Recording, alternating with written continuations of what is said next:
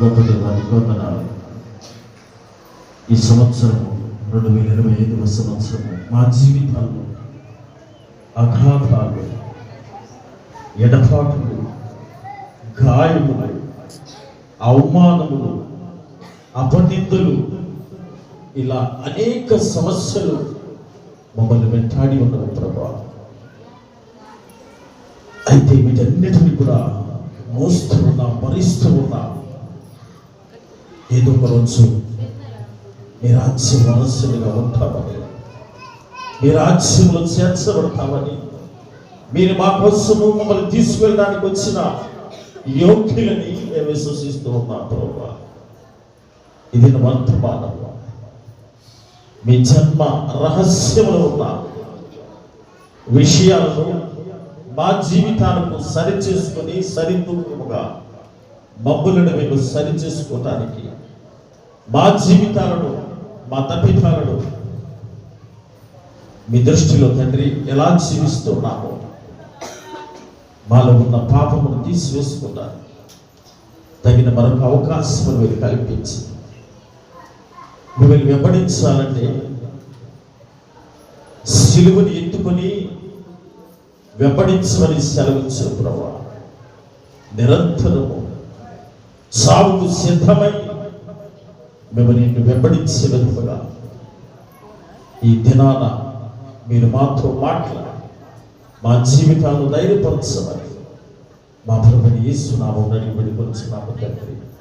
ఆమేన్. మన తండ్రి దేవుని నుండి ప్రభుని యేసు క్రీస్తు నుండి కృపా సమాధానములు కలుగును గాక. ఆమేన్. దయచేసి కూర్చోండి. అమ్మా వచ్చిందమ్మా, మంచినీళ్ళకి వెళ్ళినామాయే, పెళ్ళికి పోయి జాగ్రత్తకి పోతున్నాడు.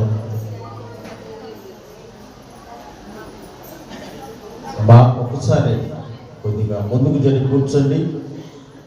ముచ్చట్లో ఇంటికి వెళ్ళినాక అమ్మా అమ్మా ఇంటికి వెళ్ళిన తర్వాత ముచ్చట్లు చెప్పుకోవచ్చు. ఒక్క 40 నిమిషాలు మౌనంగా ఉంటే వాక్యాన్ని ముగిస్తాను. తర్వాత మీ ఇష్టం, ఇంటికి వెళ్ళిన తర్వాత మాట్లాడుకోవచ్చు. మీరు మాట్లాడుకుంటూ ఉంటే ఇక్కడ వాక్యానికి ఆటంకమైంది, ఇంకా ఆలస్యమైంది. కాబట్టి ఒక 40 నిమిషాలు ఎవరికి వారు మౌనంగా కూర్చోండి. 8 గంటలకు సరిగ్గా ముగింపు ప్రార్థన, ఆశీర్వాదం ఉంటుంది. దయచేసి ఈ విషయాన్ని గమనించి మౌనంగా కూర్చొని కొద్ది ముందు జరగండి. వెనక వాళ్ళ వచ్చేవారికి ఆటంకం లేకుండా మళ్ళీ వాళ్ళు వచ్చి మిమ్మల్ని ముందుకు జరగమని మిమ్మల్ని ఇబ్బంది పెట్టకుండా ఒకసారి ముందుకు జరగండి అమ్మా, ముందుకు జరగండి.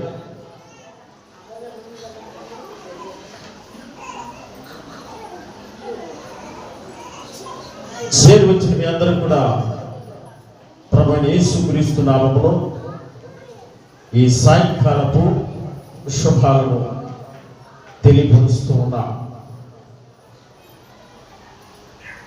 నేను చిన్నప్పుడు 2000 సంవత్సరము నూతన సంవత్సరంలోనికి 99 నుండి 2000కు అడుగు పెట్టబోతూ ఉన్నా. అప్పుడు ఒక భయంకరమైన న్యూస్ వెలువడింది, ఒక వార్త. 2000 సంవత్సరంలోనికి అడుగుపెట్టిన వెంటనే ఏమొచ్చింది అన్నారు?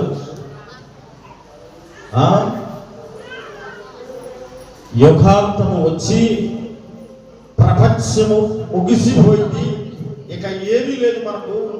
కాబట్టి ఏమి చేయాలనుకుంటున్నారో అది చేసేయండి, ఏది కావాలనుకుంటున్నారో అది మీకు దక్కించుకోండి, మీకున్న ఆస్తిని ఏమి తినాలనుకుంటున్నారో త్వరగా తినివేసి జీవితానికి పరమార్థము తెచ్చుకోండి అని కేకలు వేసి చెప్పారు. టీవీ పెడితేనే భయంకరమైన న్యూస్. నేను కూడా అనుకున్న, దేవుడా పుట్టి ఇటు టైంలో నన్ను ఎందుకు పుట్టించావు, పెద్దలకాడన్న పుట్టియాల్సింది, నా బతుకు ఎలాగొక్కొని నేను చచ్చిపోయాడు కదా, ఈ యుగాంతంలో నేను పుట్టించామనుకొని బాధపడ్డా. కానీ దేవుని మాట లేనిదే, దేవుని చిత్తము లేనిదే, దేవుని వాక్కు లేనిదే ఏది కూడా జరగదు. ఇవన్నీ మానవుడు రూపించుకున్న, మానవుడు ఊహాత్మగా ఊహించుకున్నటువంటి ప్రక్రియలు. కాబట్టి అవేమీ జరగలేదు.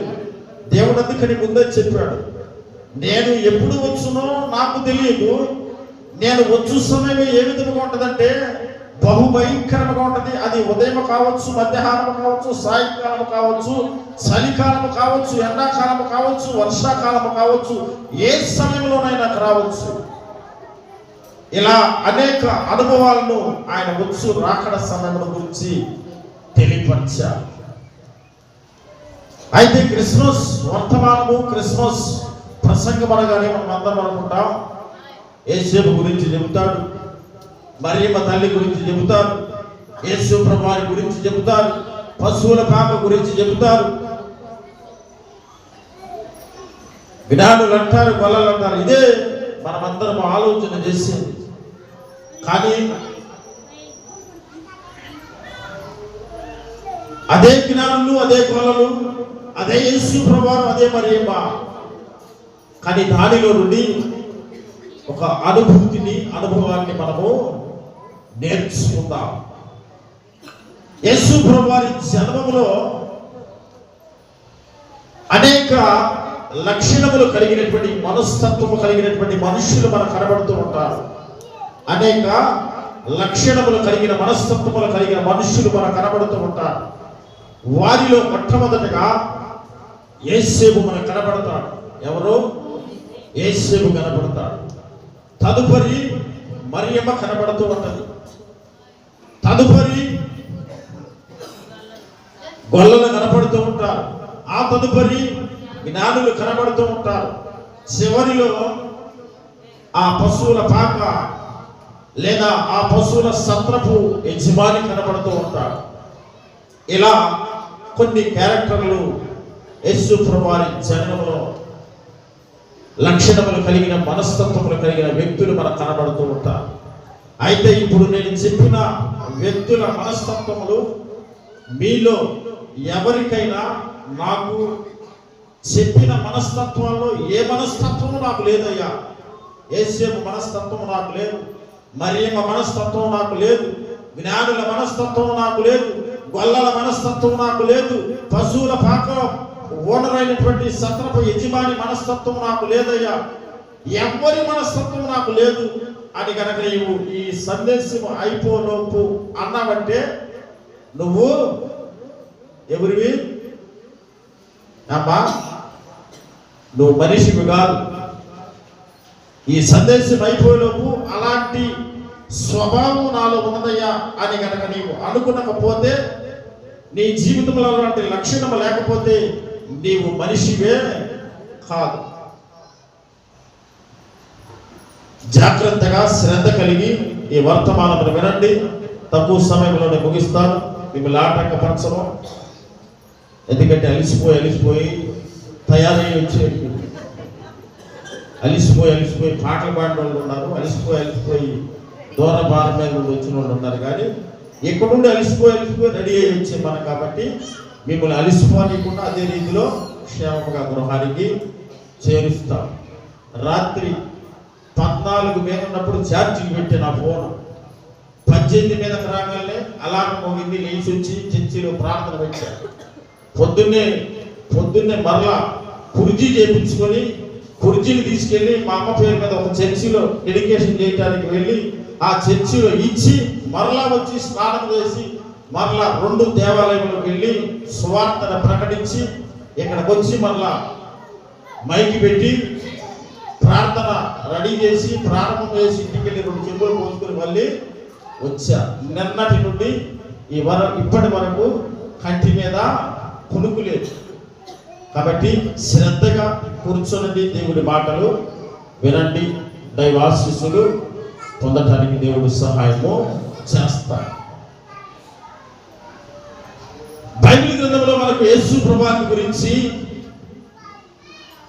ఆయన గుణగణాల గురించి ఈ దిన ప్రారంభ గీతములు మనము చదువుకుని ఉన్నాం. ఆశ్చర్యకరుడు, ఆలోచనకర్త, నిత్యుడగు తండ్రి, సమాధానకర్త, బలవంతుడైన దేవుడు, ఇలా చెప్పుకుంటూ పోతే అనేక బిరుదులు యేసు ప్రభువారికి ఉన్నవి. వాస్తవం అవన్నీ యేసు ప్రభువారి జీవితంలో నెరవేర్చబడినవి. యేసు ప్రభువారి జీవితంలో అవన్నీ నెరవేర్చబడినవి. యేసు ప్రభువారు అసలు మానవునిగా ఈ లోకానికి రావడానికి గల కారణము,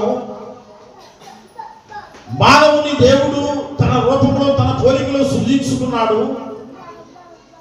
మానవుడు చూస్తే భూమి మీద ఉన్నాడు, దేవుడు చూస్తే కొండ మీద లేదా పరలోక రాజ్యంలో ఉంటూ ఉంటాడు.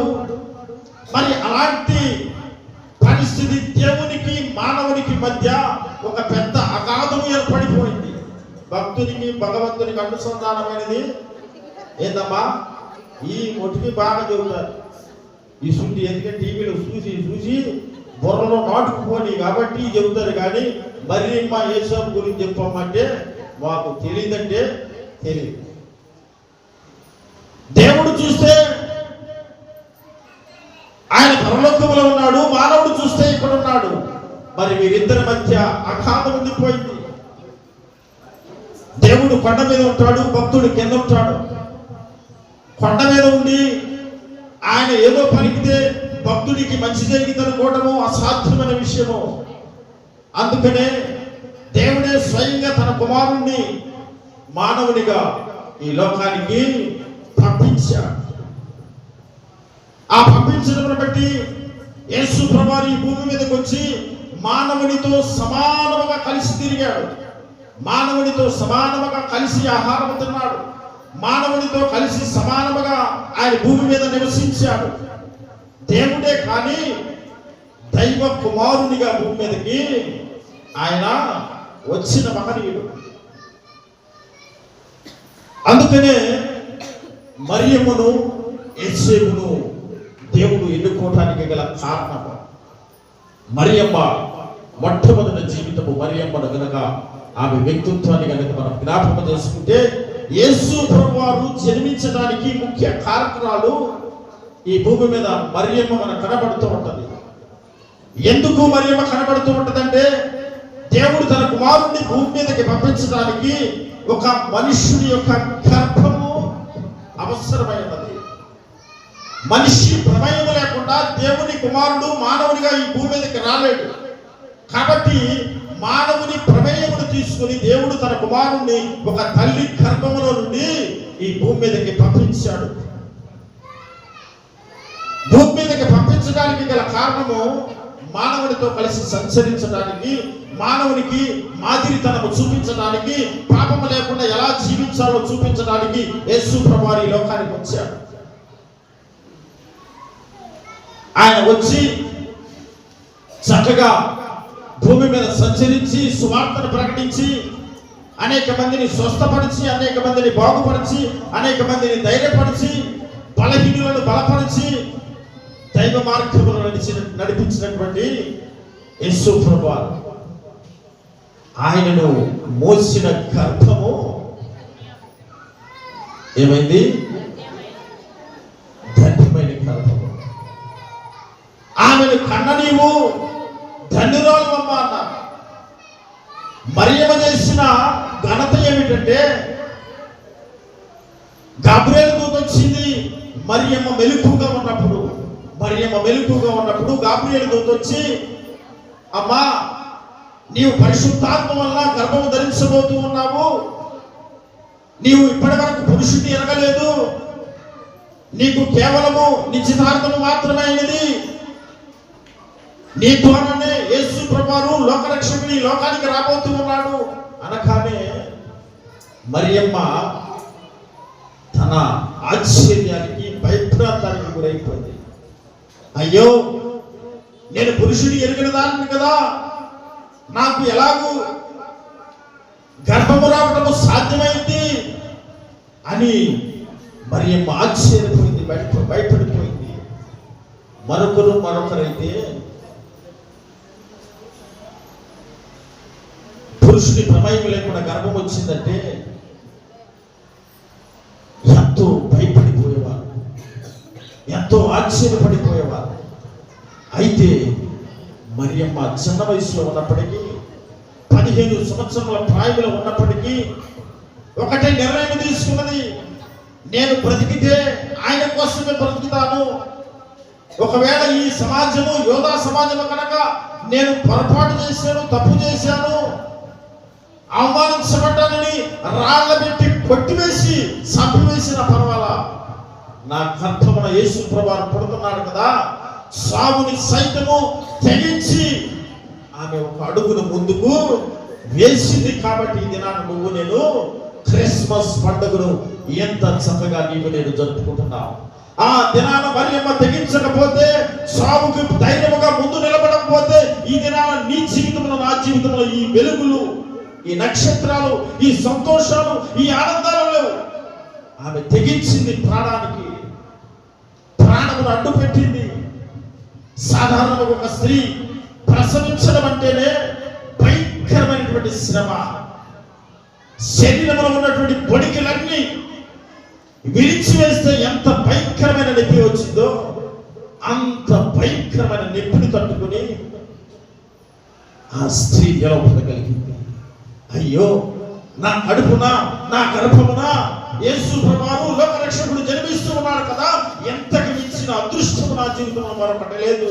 నేను చనిపోయినా పర్వాలా, నన్ను అవమానించినా పర్వాలా, నన్ను తిట్టుకున్నా పర్వాలా, నన్ను ఇంటిలో నుండి గట్టివేసినా పర్వాలా, నా యేసయ్య కోసం నేను మరణించడానికి సిద్ధముగా ఉన్నాడు. అందుకనే యేసు ప్రభువు అంటున్నాడు, నన్ను వెంబడించాలంటే ఊరకనే మెడలో సిలువ వేసుకొని, ఒంటి మీద తెల్ల బన్ని వేసుకొని, లేదా ఒంటి మీద తెల్ల గౌను వేసుకొని, ఒంటి మీద తెల్ల చీర కట్టుకొని, బైబిల్లో చేతిలో బైబిల్ పెట్టుకొని వెంబడించడం కాదు. నన్ను వెంబడించడం అంటే ఒక శవపేటికను నెత్తిని పెట్టుకొని, ఎప్పుడు నీకు మరణం వచ్చినా ఆ మరణించిన వెంటనే ఆ శవపేటికలో నిన్ను పెట్టి పూడ్చివేయటానికి సిద్ధపడితే నన్ను వెంబడించు అన్నాడు.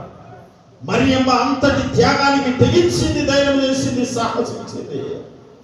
ఆమె సాహసించింది కాబట్టి ఈ దినాన మనము యేసు ప్రభువు వారి జన్మదినము, మేరీ క్రిస్మస్, హ్యాపీ క్రిస్మస్ అని ఆనందంతో సంతోషంతో ప్రపంచమంతా జరుపుకుంటున్నాం. ఒక తల్లి ప్రాణానికి తెగించింది. ఎంతటి త్యాగమో ఆ తల్లి చేసిన త్యాగము. నీవు దేవాలయంకి వచ్చి 15 నిమిషాలు కూర్చోలేవు, ఆ పని వరకు కూర్చోలేవు, భయంకరమైన మాటలు మాట్లాడుతూ ఉంటావు. కానీ ప్రాణానికి తెగించింది మరియమ్మ. ఆమెను బట్టి ఈరోజు సంతోషంగా ఉంటావు, ఆమెను బట్టి ఈరోజు ఉల్లాసంగా ఉంటావు. అలాంటి వారు ప్రాణాలను సైతము పడవగా పెట్టడం బట్టి ఈరోజు నువ్వు నేను క్రిస్మస్ ఎంత ఘనంగా జరుపుకుంటున్నావు. నీకులాగా నాకులాగా భయపడితే యేసు ప్రభువుని భూమి మీదకి వచ్చేవాడు కాదేమో, నీ కొరకు నా కొరకు ప్రాణం పెట్టేవాడు కాదేమో. పాత నిబంధనకు కొత్త నిబంధనకు మధ్య 400 సంవత్సరాలు సైలెంట్ పీరియడ్ ఉండిపోయింది. దేవుని ప్రత్యక్షత లేదు, దేవుని వాక్కు లేదు, సైలెంట్ గా ఉండిపోయింది. దానిని అందుకనే చీకటి యుగం అన్నారు, నిశ్శబ్ద కాలం. అలా ఉండిపోయింది. ఇప్పటికీ దేవుని మాట, దేవుడు ఈ భూమి మీదకి రాకపోతే, ప్రియమైనటువంటి దేవుని బిడ్డలారా, భారతదేశానికి డాక్టర్ విలియం కేరీ గారు వచ్చారు. భారతదేశానికి డాక్టర్ విలియం కేరీ గారు ఇంగ్లాండ్ దేశం నుండి వచ్చాడు. ఆయన వస్తూ ఆస్తిపాస్తులు తీసుకురాలేదు. భారతదేశము అంధకారంలో ఉన్నది, భారతదేశము చీకటిలో ఉన్నది. ఆ చీకటిలో ఉన్నటువంటి భారతదేశాన్ని వెలుగులో నింపాలని ఆశతో వచ్చాడు. వచ్చి ఆయన కేరళలో మొట్టమొదటి దిగాడు. అక్కడ నుండి ప్రయాణం చేయించు మద్రాసు వచ్చాడు. ఆ తర్వాత కలకత్తా వెళ్ళాడు. ఇలా సంచరిస్తూ అనేక ప్రాంతాలు తిరిగాడు. ఆయన పడవ ప్రయాణమే దగ్గర 3 మాసములు పట్టిందంటే నమ్మండి. ఆ 3 మాసంలోనే భారతదేశానికి వెళ్తున్నాం కదా, భారతదేశ భాషలు ఏమిటి? హిందీ నేర్చుకున్నాడు, తమిళం నేర్చుకున్నాడు, కన్నడం నేర్చుకున్నాడు, ఇంగ్లీష్ నేర్చుకున్నాడు. ఇలా 40 రకాల భాషలు నేర్చుకున్నాడు. భాషలు నేర్చుకోవడమే కాదు, భాషలు రాయటం కూడా నేర్చుకున్నాడు. వాటి గ్రామాలను కూడా నేర్చుకున్నాడు, వ్యాకరణాలను కూడా నేర్చుకున్నాడు. అన్ని నేర్చుకుని నేను భారతదేశంలో అడుగు పెట్టాలనుకున్నాడు. ఆయన అడుగు పెట్టినప్పుడు మనకు గనక నిన్న సేవకులు వస్తే పూలదండలు వేసాము, శాల్వాలు వేసాము. మిషనరీ వచ్చినప్పుడు ఎవరు కూడా వారిని ఆహ్వానించలేదు. వారికి ఎవరు కూడా ఒక గ్లాసు మంచినీళ్ళు ఇవ్వలేదు. వారికి ఎవరు కూడా ఒక గ్లాసు మంచిని ఇవ్వలేదు. ఒక పూట భోజనము కూడా పెట్టలేదు. కష్టమైన, భారమైన, అవసరమైతే చనిపోయినా భారతదేశం కొరకు తెగించి నేను భారతదేశాన్ని మార్చాలనుకుని వచ్చాడు. వచ్చి బైబిల్ గ్రంథాన్ని 18 భాషల్లో తర్జుమా చేశాడు. తర్జుమా చేసి ప్రింటింగ్ ప్రెస్ మీద ఆయనకు ఒక చిన్న ప్రెస్ పెట్టుకున్నాడు. ఆ ప్రెస్ మీద అనేక పత్రికలను ప్రింట్ చేస్తూ ఉన్నాడు. భారతదేశం మొత్తం సువార్తను ప్రకటించాడు. తన కోసము ఏది చేసుకోలేదు విలియం కేరీ. తన కుటుంబం కోసం ఏది చేసుకోలేదు. రోజు అంధకారంలో ఉన్నటువంటి జనాంగం కోసమే ఆయన శ్రమ పడేవాడు. ఇలా చేస్తూ ఉంటే భార్య రోజు విలియం కేరీని తిడుతూ ఉండేదట. నీకేమైనా పిచ్చి పెట్టిందా? నీకేమైనా మైండ్ పనిచేయటం లేదా? పిల్లల్ని వదిలిపెట్టావు, నన్ను పట్టించుకోవడం లేదు, నువ్వు ఎప్పుడు చూసినా దేవుడి పడని ఏ పాకులు ఆడుతూ ఉన్నావు కదా.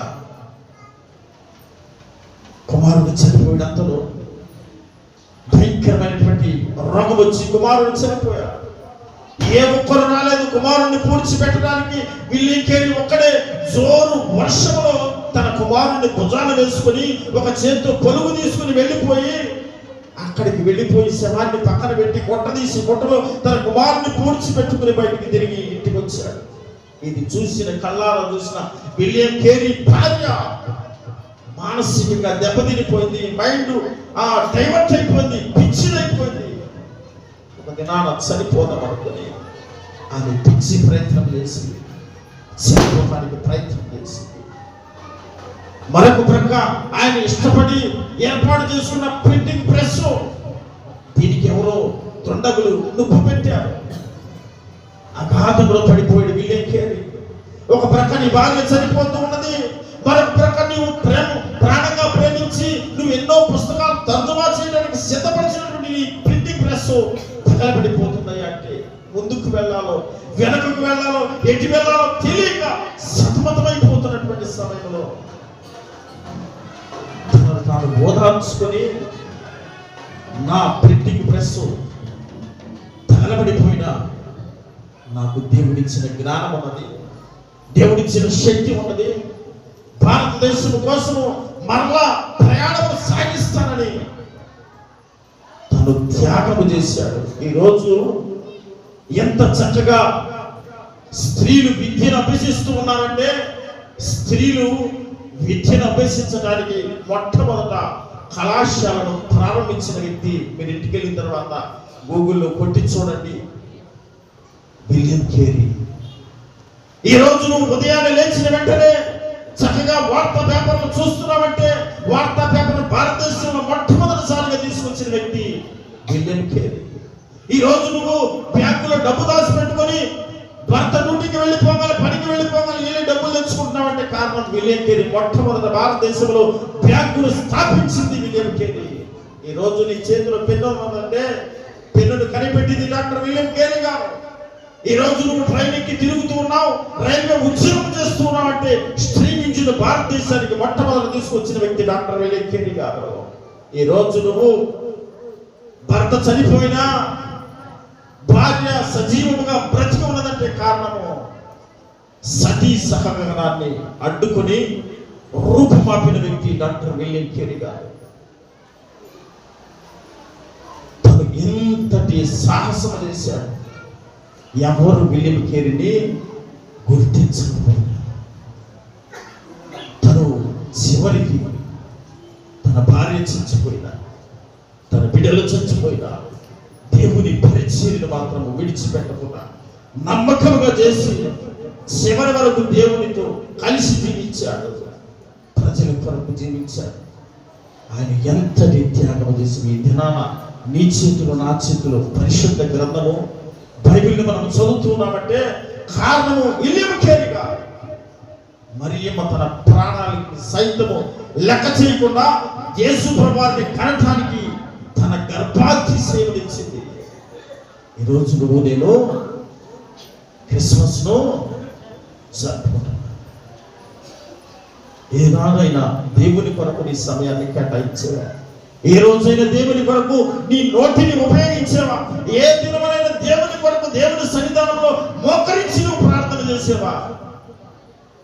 త్యాగం చేయి నీ జీవితాన్ని, నీ సమయాన్ని దేవుడు బహుగా ఇచ్చిస్తాడు. మరి మన అందుకనే అనేక మంది అన్నారు, అమ్మా యేసు వారికి జన్మనిచ్చావు, నీ గర్భము ధన్యకరమైంది, నీవు స్త్రీలందరిలో కల్లా ధన్యురాలు అమ్మా, నీ జీవితమై గొప్పది, ఆశీర్వాదం పొందుకున్నావమ్మా. త్యాగం చేసింది, దేవుని కొరకు నిలబడింది, ఆశీర్వాదం పొందుకుంది. రెండో వ్యక్తిని కూడా జ్ఞాపకం చేస్తాను. రెండో వ్యక్తి ఎవరమ్మా? బైబిల్ గ్రంథం మూసేయండి, బైబిల్ గ్రంథంతో నింపాలి లేదు. రెండవ వ్యక్తి యోసేపు. మరియమ్మకు మెలకుగా ఉన్నప్పుడు గాబ్రియేలు దూత వచ్చింది, చెప్పింది, మరియమ్మ నీవు గర్భాన్ని పొందుకోబోతున్నావు. మెలకుతో ఉన్నప్పుడు వచ్చింది. యోసేపు దగ్గరకు వచ్చింది. యోసేపు నిద్రిస్తూ ఉన్నప్పుడు గాబ్రియేలు దూత స్వప్నంలో కళ్ళ వచ్చి అంటున్నది, అయ్యా నీ భార్య గర్భవతి, ఆమెను మాత్రము నీవు విడనాడవద్దు, ఆమె గర్భమును పరిశుద్ధాత్మ వల్ల పొందుకున్నదయ్యా.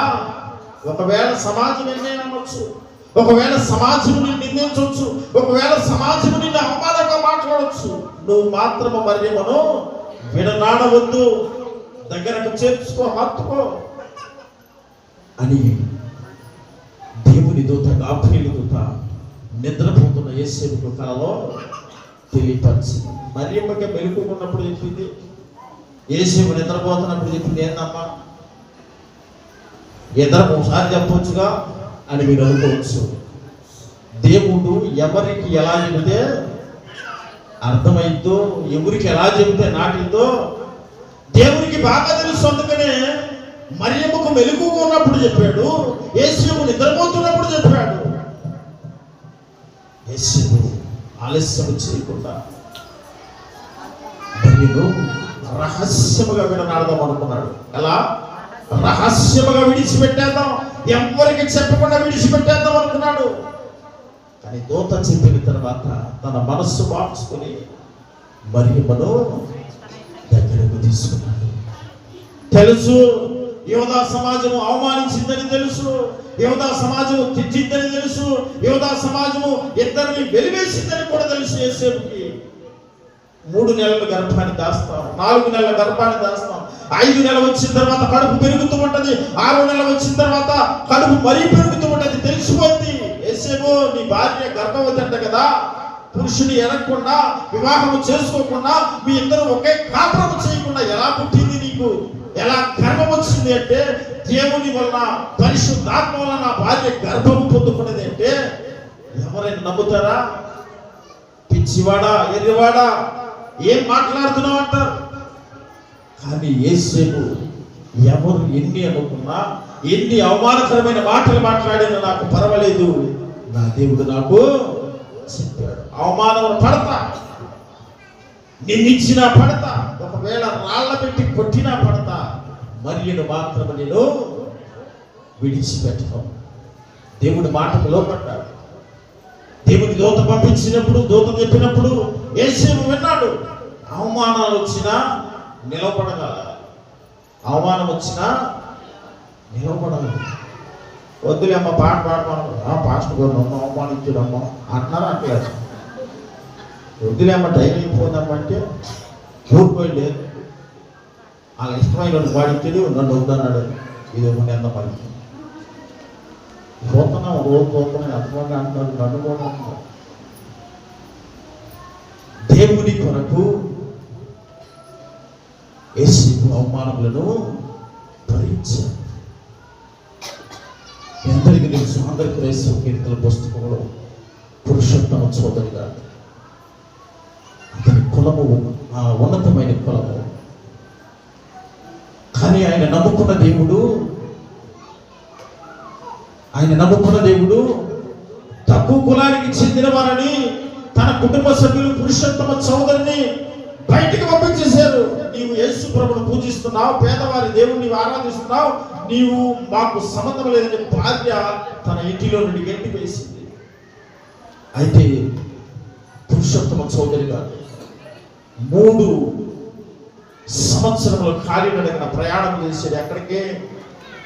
విజయనగరం నుండి చిత్తూరు దగ్గర ఉన్నటువంటి ఒక గ్రామము, ఆ గ్రామం వరకు కాలినడకన 3 సంవత్సరములు ప్రయాణం చేసి అనేక మందిరాలను, అనేక సంఘాలను స్థాపించాడు. ఒకనొక దినమున తన సొంత గ్రామం వెళ్ళాడంట. అప్పటికి బట్టలు మాసిపోయినవి, జుట్టు పెరిగిపోయినవి, నా భార్య గుర్తుపట్టదులే అనుకున్నాడంట. ఇక్కడ దాకా వచ్చాం కదా, ఒకసారి పోయి మా భార్యను చూసేద్దాం, మా భార్య చేతి వంట తిందాం అనుకున్నాడంట. ఇంటికి పోయి అమ్మా భిక్ష ధర్మం భిక్షాయి అన్నాడంట. గబగబా పులిహార బయటికి తీసుకొచ్చిందంట ఆమె భార్య. ఎవరు అడుక్కుని ఆయన వచ్చాడు కదా ఒక ముంద, రాత్రి పులిహార ఉన్నది కదా వేద్దామని. అక్కడికి వచ్చి చూస్తే అనస్ఫిక్తుడిగా గుర్తుపట్టిందంట తన భార్య. గుర్తుపట్టి అమ్మా భిక్ష ఆహారం అంటే కొద్దిగా పెట్టమనగానే గుర్తుపెట్టి వెంటనే తన చేతిలో ఉన్న ఆ గిన్నెలో ఉన్న పులిహారను తీసుకెళ్లి ఎదురుగా ఉన్నటువంటి గేదెలు కట్టి వేస్తూ ఉంటారంట. ఎదురుగా తన గృహానికి ఎదురుగా ఆ గేదెల్లో ఒక గేదె పేడ వేస్తే ఆ పేడ మీద వేసిందంట. ఇప్పుడు తినవయ్యా, నిన్ను మా ఇంట్లో నుండి పంపించాం కదా, నువ్వు పేదవారి దేవుణ్ణి మొక్కుతున్నావు కదా, పేదవారి దేవుణ్ణి ఆశ్రయిస్తున్నావు కదా, ఇప్పుడు తిను, నీ దేవుణ్ణి నువ్వు కరుణిస్తాడేమో. అయినా వెనకకు తగ్గలేదంట. అవమానించబడ్డ భార్య చేతులు అవమానించబడ్డ, కుటుంబ సభ్యుల చేతులు అవమానించబడ్డ, కూర్చొని అక్కడ కూర్చొని ఆ పులిహారం తింటూ అప్పుడు రాసినట్ట ఒక పాట. యేసు నా స్నేహితుడి కాడా, నాకంటే ఆయన ఎక్కువ బాధలు పడలేదా, నాకంటే ఎక్కువ అవమానములు పడలేదా? యేసు నా స్నేహితుడు కాదా? నా స్నేహితుడు ఇన్ని అవమానాలు పడ్డప్పుడు ఆయన కంటే గొప్పవాడి కాదు నేను పడటంలో పెద్ద రిస్క్ ఏమన్నది అనుకుని ఆ పేడ మీద వేసినటువంటి ఆ పులిహారను తిని వెళ్ళిపోయినట్ట. దేవుడు వెళ్ళారా, అవమానము భరించాడు యేసు. పురుషోత్తమ చౌదరి కూడా అవమానములు భరించాడు. దేవుని రాజ్యంలో స్థానము సంపాదించుకున్నాడు పురుషోత్తమ చౌదరి. నీవు నేను కూడా అనేక మంది అవమానిస్తూ ఉంటారు, అనేక మంది మాటలు మాట్లాడుతూ ఉంటారు. అవమానములు దేవుని కొరకు భరించు, దేవుడు నిన్ను ఎక్కడ ఉంచాలో అక్కడ ఉంచుతాడు. యేసేపు అవమానాన్ని భరించాడు కాబట్టి తనని ఈ లోకమంతా వడ్లవాడి కుమారుడు, యేసేపు కుమారుడు, యేసు ప్రభువు అంటే యేసేపు కుమారుడు అని చెప్పుకుంటూ ఉన్నాడు. ఎప్పుడైనా అంతగా అవమానించబడ్డవా దేవుని కొరకు? దేవుని సన్నిధిలో ఓడమంటే చేయండి, నేను ఓడవటానికి అవమానంగా ఫీల్ అవుతున్నావు. దేవుని పరిచయం చేయడానికి అవమానంగా ఫీల్ అవుతున్నావు. దేవుని సన్నిధిలో పెద్దవారు ఏదైనా చెబితే దానిని మాట వినటానికి అవమానంగా ఫీల్ అవుతున్నావు. నాకు పని చెబుతారా అనే విధముగా. కానీ యేసు అవమానాన్ని భరించేది కాబట్టి ఈ రోజున ఎంత క్షేమంగా కూర్చొని మనం క్రిస్మస్ పండుగలో జరుపుకుంటున్నాం. 3వ వ్యక్తిని కూడా జ్ఞాపకం చేస్తున్న సమయం అవుతుంది. 3వ వ్యక్తి సత్రపు యజమాని. ఒకసారి జ్ఞాపకం చేస్తాను. సత్రపు యజమాని యేసు ప్రభువు పుట్టింది ఆయన ఇంటిలోనే పుట్టాడు, ఆయన పశువుల పాకలోనే పుట్టాడు. కానీ లోకంలో ఉన్న వారందరూ వస్తున్నారు, యేసు ప్రభువును చూస్తున్నారు, వెళ్ళిపోతున్నారు. ఈయన పుట్టినప్పటి నుండి ఈ ప్రాంతమంతా ప్రకాశమైపోయింది కదా అనుకుని అనేక మంది వస్తున్నారు, సాగిల పడుతున్నారు, పూజిస్తున్నారు, మొక్కుతున్నారు, వెళ్తున్నారు. కానీ అందరూ వస్తున్నారు, వెళ్తున్నారు, అందరూ చూస్తున్నారు. కానీ ఈ సత్రపు యజమాని మాత్రం అక్కడ ఉండి, ఎవరో పేదవారు వచ్చారు, పురిటి నిప్పులతో వచ్చినప్పుడు వారికి స్థలం లేకపోతే స్థలం ఇచ్చాము అంతవరకే. కానీ లోకరక్షకుడు లేదా యూదుల రాజు రాజులకు రాజు, ఈ లోకాన్ని ఉద్ధరించేవాడు, బలాసురుడు, శక్తివంతుడు, సమాధానకర్త అనుకుంటూ వస్తున్నారు ఎవరు మీరు అనుకుని. అతను పట్టించుకోవట్లేదు. ఉదయాన్నే లేస్తున్నాడు, తన పనికి తాను వెళ్తున్నాడు, సాయంకాలానికి వస్తున్నాడు, వెళ్ళిపోతున్నాడు ఇంటిలోకి. కానీ యేసు ప్రభువుని మాత్రం ఉంచుకోలేదు. కారణం నీవు నేను కూడా మన ఇంటిలో బైబిల్ ఉంటుంది, పరిశుద్ధ గ్రంథము బైబిల్ ఉంటుంది. అమ్మా బైబిల్ కొనుక్కున్నావా? బైబిల్ ఉందంటే పాస్టర్ గారు మొన్న మీటింగ్కి వెళ్ళిపోయినప్పుడు 3 బైబిల్ కొనుక్కొని ఎందుకమ్మా 3 బైబిల్? ప్రార్థనకు రామంటే ప్రార్థనకు రావు, కానీ వేరే కార్యక్రమాలకి ఇంటికి ముందు ఉంటాం మనం. బైబిల్ చదవమంటే బైబిల్ చదవం, కానీ బైబిల్ 3 బైబిల్ ఉండవండి, 4 బైబిల్ ఉండవండి. మళ్ళీ పైపించు రేతి నిద్రపోతే మంచం కింద, ఎక్కడ ఇంటి కింద. అయ్యో నాకు రేతిని పిచ్చికల్లా వస్తున్నాయి, కానీ కొన్ని బైబిల్ ఏంటి మౌనకుండా బా అయిపోయింది. బైబిల్ ఉండవలసింది నీ తిండి కింద కాదు. బైబిల్ ఉండవలసింది ఎక్కడ? నీ హృదయంలో. 3 బైబిల్ కొనుక్కున్నది భద్రముగా సూట్ కేసులో పెట్టుకోవడానికో, లేదా బీరువాలో పెట్టుకోవడానికో, లేదా షో కేసులో పెట్టుకోవడానికో, ఇతరులకు చూపించుకోవడానికో కాదు బైబిల్ ఉండవలసింది. బైబిల్ కొనుక్కుని బైబిల్ తీసి చదివితే దానిలో ఉన్న సత్యం నీకు అర్థమవుతుంది, నీ హృదయంలో నాటబడింది. అంతేగాని 3 బైబిల్ ఏకంటే పెద్ద అక్షరాల పుస్తకం అన్నాడండి, ఇది లెదరంటే 1800 అంటే దేనికి ఉపయోగము? బైబిల్ బయట ఉంటే ఉపయోగం లేదు. బైబిల్ అక్షరాలు, బైబిల్ మాటలు, దేవుని మాటలు నీ హృదయంలో ఉండాలి. అప్పుడు నీ దగ్గరికి పిచ్చి కలలు రావు, సాతాను నీ దగ్గరికి రాదు, లోకము నిన్ను అవమానించదు, ద్వేషించదు. నీ హృదయంలో ఉండాలి. నీ వాక్యము పాదములకు దీపమును, నా త్రోవకు, నా జీవితానికి, నా బ్రతుకుకు వెలుగై ఉన్నది, నడిపిస్తూ ఉన్నది. నిన్ను నడిపించేది ఆ వాక్యం. ఆ వాక్యము హృదయంలో లేకపోతే నువ్వు చీకట్లో పడతావు, గొళ్ళ కంచెల మీద కాలు వేస్తావు, దురదలో కాలు వేస్తావు. తర్వాత ఆ దుర్వాసనకు నిన్ను చూసి నీ ప్రక్కన వారు కూడా వెళ్ళిపోతారు. సబ్బు కొనుక్కొచ్చుకున్నావు, మంచి వాసన వచ్చే సబ్బు. ఏ సబ్బు? బాగా వాసన వచ్చే సబ్బు ఏదమ్మా? ఒకటి సబ్బు, లక్ష సబ్బు కొనుక్కొచ్చుకుంటాం. సబ్బెట్లో మూత తీయకుండా సబ్బెట్లో పెట్టుకొని ఉత్త నీళ్ళు పోసుకుంటే వాసన వచ్చిందా? అమ్మా సబ్బేసి బాగా రుద్దితే కానీ వాసన రాదు. బైబిల్ కూడా తెచ్చి అక్కడ పెడితే బైబిల్ ఫలితం నీ హృదయంలోకి రాదు. బైబిల్ని తెరవాలి, బైబిల్ చదివితే కానీ నీ హృదయం ఫలించింది. దేవుని మార్గంలో పడతాడు. పశువుల ఓనరు కూడా, పశువుల పాక ఓనరు కూడా, సత్రపు యజమాని కూడా దేవుడు ఎక్కడో లేడు, నీ ఇంటి పక్కనే, నీ ఇంటిలోనే ఉన్నాడు కదా. ఒక్కసారైనా వచ్చి చూసావా? దేవుడు కూడా ఎన్నోసార్లు నిన్ను నన్ను సందర్శించుంటాడు. ఎన్నోసార్లు నీ గృహానికి వచ్చి ఉంటాడు.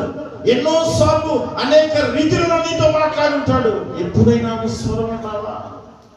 అందుకని యోహాను సువార్తలో నా గొర్రెలు, మనం ఆయన గొర్రెము కాదేమో, మనం ఆయన మనిషిని కాదేమో, అందుకని ఆయన స్వరము మనం అంటలేదు. ఆయన గొర్రెమైతే ఆయన మాట నీకు వినపడింది. ఆయన గొర్రెమైతే ఆయన దొడ్డిలోకి నువ్వు వెళ్తావు. ఆయన గొర్రెము కాదేమో, ఆయన స్వరము నీకు వినపడటం లేదేమో. ఎంతో మంది బైబిల్ తెలియని వాళ్ళకు, ఎంతో మంది దేవుని గురించి ఎరగని వారిని దేవుడు పిలిచిన వెంటనే పలికారు. ఆయన చెప్పినట్టు విన్నారు, ఆయన అడుగుజాడల్లో నడిచారు. పరిశుద్ధులుగా, నీతిమంతులుగా జీవ గ్రంథంలో వారి పేర్లను లిఖించుకున్నారు. ఎప్పుడు తెలియదు యేసు ప్రభు అంటే, ఎప్పుడు తెలియదు దేవుడు అంటే, ఎప్పుడు తెలియదు రక్షకుడు అంటే. సిలువలో ఉన్నాడు ఒక దొంగ. సమాజం అంతా వీడు దొంగ, వీడిని చంపాలి అని సిలువలెక్కించారు.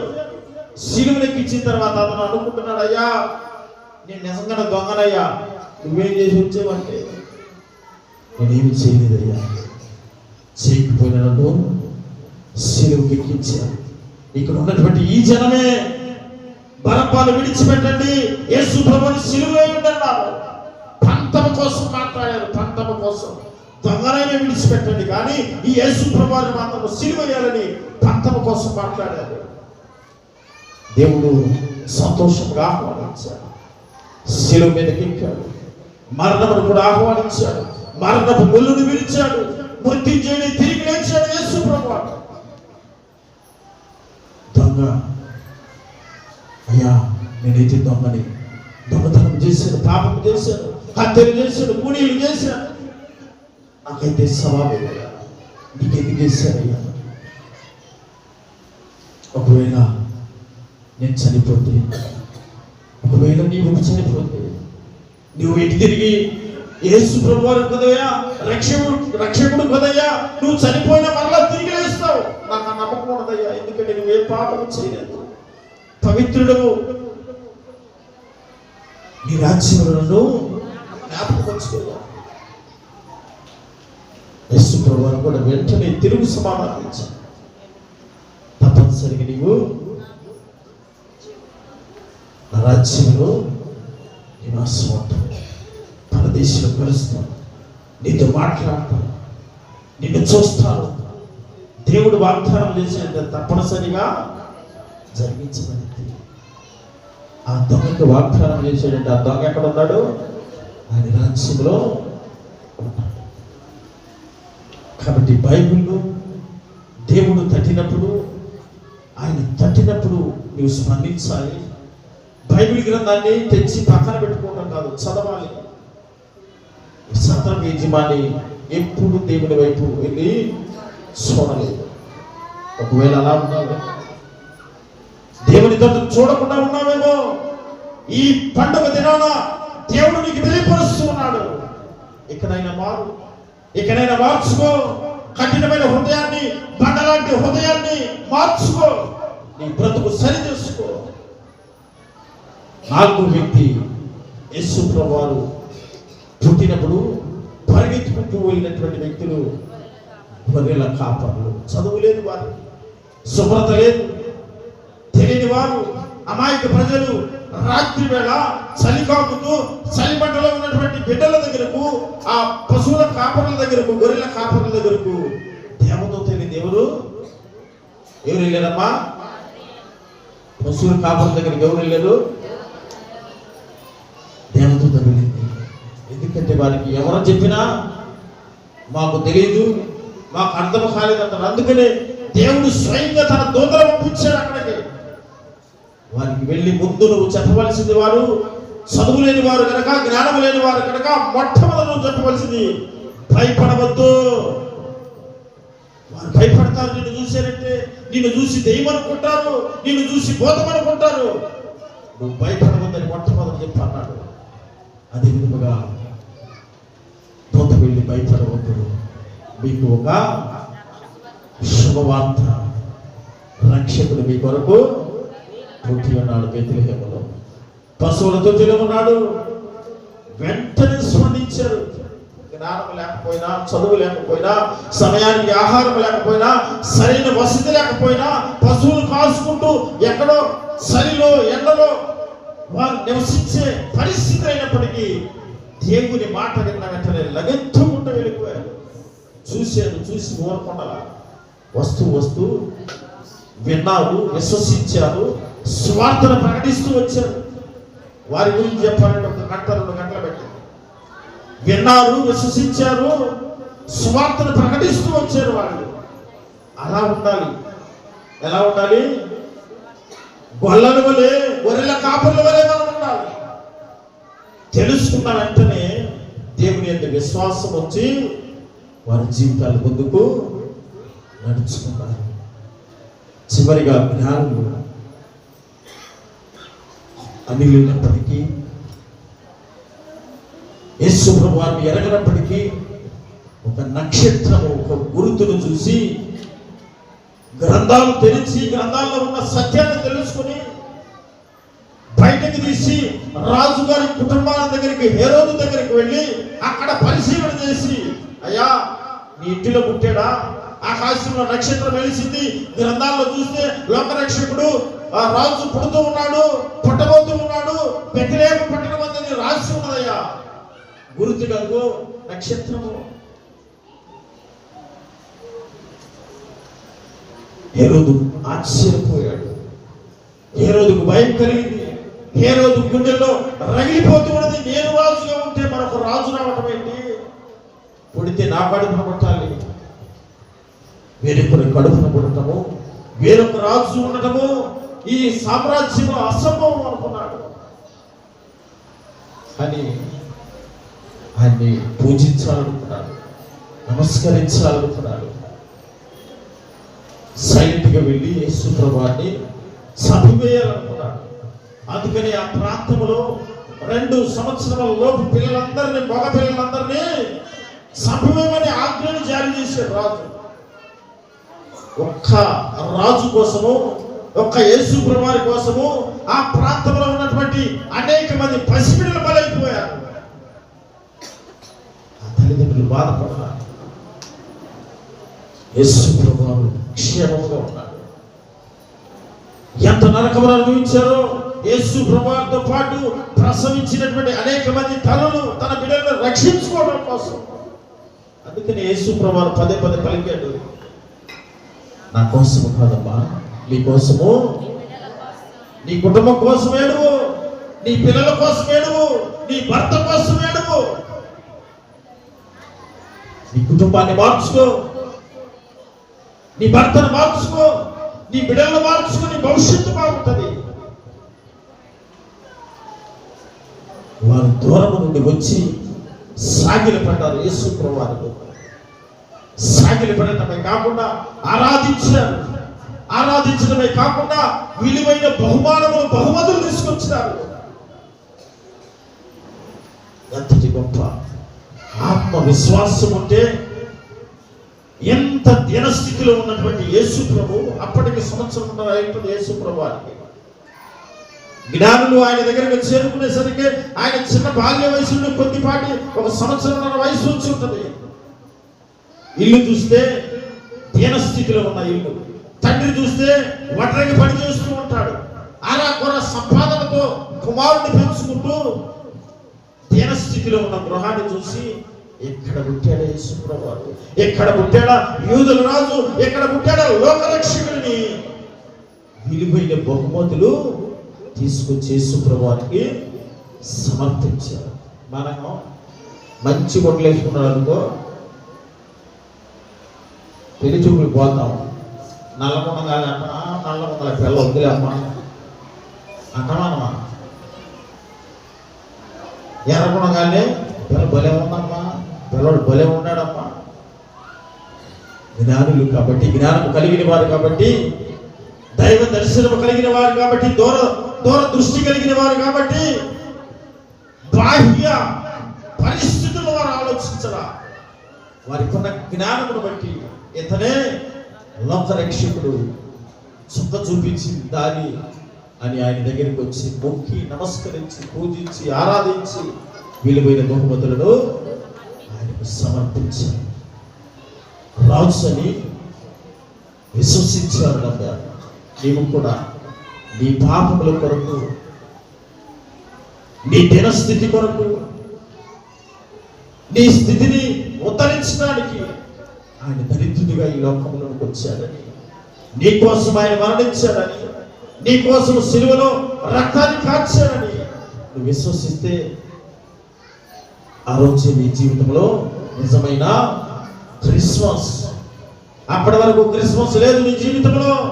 నువ్వు ఎప్పుడైతే నమ్ముతావో, జ్ఞానులు నమ్మారు, వారు విలువైన బహుమతులు తీసుకొచ్చి సమర్పించారు. నువ్వు నమ్ము, నీ మనస్సును హృదయాన్ని దేవునికి సమర్పించు. అది నీ జీవితంలో నిజమైన క్రిస్మస్. ఈ నిజమైన క్రిస్మస్ ను నీవు నేను మనందరము జరుపుకుంటూ దేవునికి మన హృదయాన్ని అర్పిద్దాం, దేవునికి మన హృదయాన్ని సమర్పిద్దాం. నమ్మకముగా, విశ్వాసముగా ఆయన బాటలో మనం పయనిద్దాం. అలాంటి కృప సహవాసము దేవుడు మనందరికీ తోడై నడిపించును గాక. చిన్న ప్రార్థన చేసుకున్న. పరిశుద్ధుడైన దేవా, ప్రేమ తండ్రి, మీ మహోన్నతమైన నామానికి వందనములు స్తోత్రములు చెల్లిస్తూ ఉన్నాం ప్రభు. విన్న వాక్యమును అందరూ హృదయంలో కట్టి ఫలింప చేసి వాక్యానుసారమైన జీవితము